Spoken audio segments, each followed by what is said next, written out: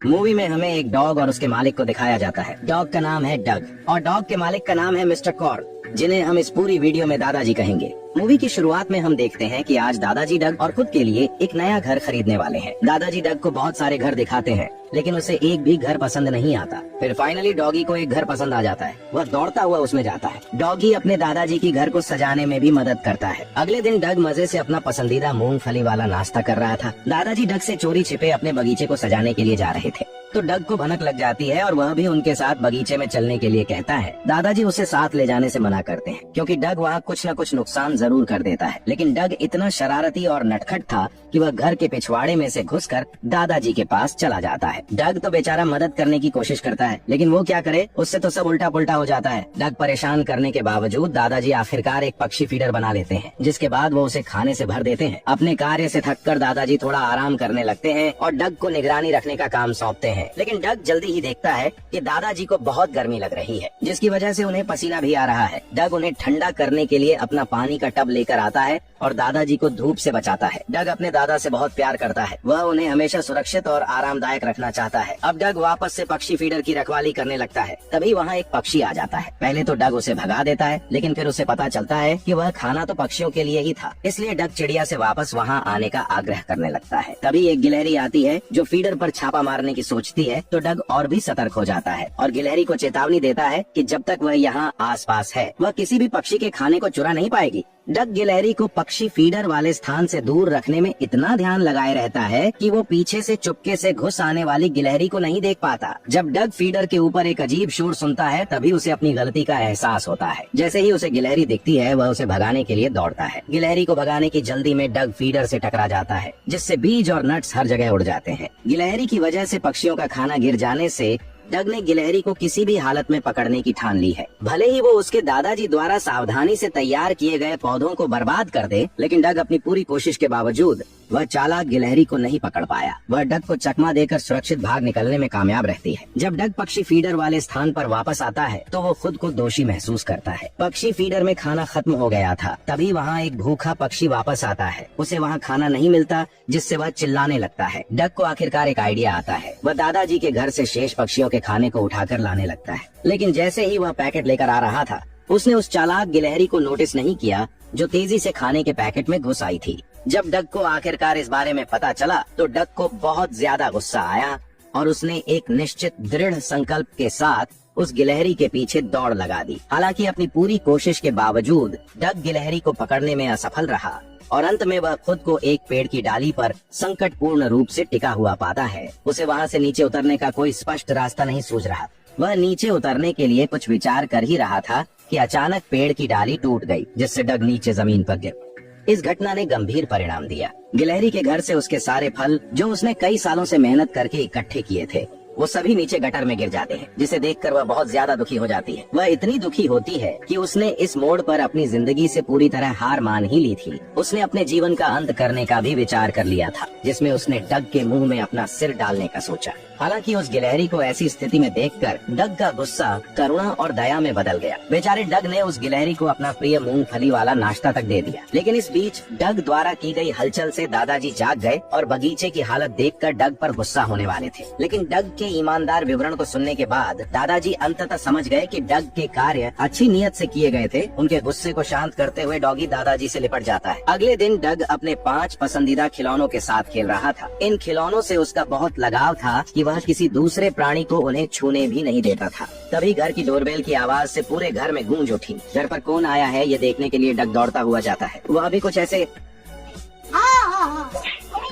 तभी दादाजी आते हैं और दरवाजे को खोलते हैं। दरवाजे पर एक महिला खड़ी थी जो उनके पड़ोस में ही रहती थी। वह दादाजी से कहती है कि वह कुछ काम से बाहर जा रही है और वह शाम तक लौटेगी। तब तक उन्हें उसके 5 प्यारे पपीज की देखभाल करनी पड़ेगी। दादाजी ठीक है कहकर उन पपीज को उससे ले लेते हैं। डग को पहली नजर में ही 5 पपीज पसंद आ गए थे। जब दादाजी ने उनकी देखभाल के लिए कहा, तो डग बहुत खुश हुआ। वह उन प्यारे पपीज को अपने घर के पीछे वाले बगीचे में ले गए। वह पपीज बहुत ही प्यारे और नटखट। जैसे ही दादाजी वहाँ से चले गए, डग ने खुशी से उन पिल्लों के साथ दौड़ का एक रोमांचक खेल शुरू किया। शुरू में डग को उन पपीज की हरकतें प्यारी लगी, लेकिन जल्द ही उनका व्यवहार शरारती हो गया। पिल्लों ने डग के कानों को चबाना शुरू किया। एक ने पूंछ को काटा तो एक ने टांग को, यहाँ तक कि उन्होंने डग के कान खींच खींच कर लंबे कर दिए, जिससे उसे कुछ असुविधा हुई। शीघ्र ही दादाजी उन सभी डॉग्स के लिए दोपहर का भोजन लेकर आए। पिल्लों ने बिना समय गवाए भोजन को छट कर दिया और डग के लिए रखा खाना भी जल्दी ही उन 5 भूखे पपीज के पेट में चला गया। डग ने सोचा कि शायद उन पपीज को ज्यादा खाने की जरूरत होगी। जब दादाजी ने डग के लिए एक बिस्किट फेंका तो एक पिल्ले ने उसे रास्ते में ही पकड़ लिया। पिल्लों द्वारा इतना सारा खाना खत्म करने के बाद अब वे थक चुके थे, इसलिए वे तुरंत सो गए। डग को अब जाके थोड़ा आराम मिल पाया था। तभी पिल्लों को डग का खिलौना भी दिखाई दिया। सभी पिल्लों ने डग की ओर दौड़ लगा दी और उस पर झपट्टा मारकर देखते ही देखते उसके खिलौने के चिथड़े उड़ा दिए। तभी पिल्लों को डग के बाकी के खिलौने भी दिखाई दिए। डग ने अपने बाकी के खिलौने जल्दी से इकट्ठा किए और उन्हें पिल्ले की पहुंच से बाहर रखने की कोशिश की, लेकिन जैसे ही उसे लगा कि वह खिलौनों को बचाने में सफल हो गया है, एक चालाक गिलहरी उधर से गुजरी, जिससे डग विचलित हुआ। उसके मुंह से खिलौने छूट गए और नीचे जा गिरे। पिल्ले खिलौनों पर टूट पड़े और उन्होंने उसके खिलौनों का जल्दी से काम तमाम कर दिया। डग के पास अब सिर्फ एक प्रिय खिलौना बचा था। डग ने उसे बचाने की सोचकर उसे बगीचे में जो कुछ भी मिला उससे एक दीवार बना दी। पिल्ले उस दीवार को पार नहीं कर पाए। डग ने अब राहत की सांस ली। तभी एक गिलहरी फिर से आई और बर्ड फीडर पर चली गई। डग पिल्लों की तरफ गया। उसको हैरानी हुई कि पिल्ले गिलहरी से डरकर सिकुड़ गए। डॉगी को अपने युवा साथियों को कुछ बहादुरी सिखाने का मौका महसूस हुआ। डग ने उन्हें धक्का देकर आगे करने की कोशिश की, लेकिन वह उसके पिछवाड़े के पीछे घुस गए। डग ने भौंक कर उन्हें पीछा करने के लिए उकसाया। डग के नेतृत्व में पिल्लों ने अपनी हिम्मत जुटाई और गिलहरी को भगाने के लिए उस पर भौंकना शुरू किया। आखिरकार पिल्लों ने गिलहरी को दूर भगा दिया। यह डग और पिल्लों के लिए गौरव की बात थी। सभी ने इस विजय पर एक जोरदार आवाज निकाली। अब पिल्ले और डॉगी दोनों एक दूसरे के करीब आ गए और उन्होंने बाकी दोपहर बगीचे में खुशी खुशी खेलते हुए बिताई। जैसे ही सूरज ढलना शुरू हुआ, डॉगी अब दादाजी के पास जाकर सो गया। दादाजी ने डॉगी से कहा कि आतिशबाजी शुरू होने का लगभग समय आ गया है, लेकिन जब पहला विस्फोट आकाश में गूंजा, डग चौंक गया। उस पर डर हावी हो गया। वह यार्ड में इधर उधर भागा, अपने रास्ते में आने वाली हर चीज को गिराते हुए, और बेचारे दादाजी को भी वह डोर से घर के अंदर खींच ले गया। डग अंदर आते ही चक्कर काटने लगा और अपने रास्ते में आने वाली हर चीज को गिरा दिया। उसका आतंक चरम पर पहुंच गया और वह जमीन पर बेहोश होकर गिर पड़ा। आतिशबाजी के दौरान डर के मारे गिरने के बाद डग अपने पसंदीदा खिलौनों से भरी एक सपनों की दुनिया में खो गया। लेकिन सपने ने एक डरावना मोड़ ले लिया जब उसने देखा कि दादाजी को चलने वाले फूलों द्वारा ले जाया जा रहा था। डग दादाजी को फूलों से बचाने के लिए उनके पीछे भागा। वह तब तक फूलों के पीछे भागा जब तक कि दादाजी की आवाज से झटके से जाग नहीं गया। आतिशबाजी से डरकर डग ने एक बार फिर से घबराना शुरू कर दिया। दादाजी ने रेडियो की आवाज को तेज करके उसे शांत करने की कोशिश की, पर यह काम नहीं आया। तभी इसी समय डग ने दादाजी पर छलांग लगा दी और गलती से एक हेडफोन गिरा, जो उसके कान पर बिल्कुल सही फिट हुआ। हेडफोन से बजने वाले संगीत ने तुरंत डग को शांत कर दिया। आखिरकार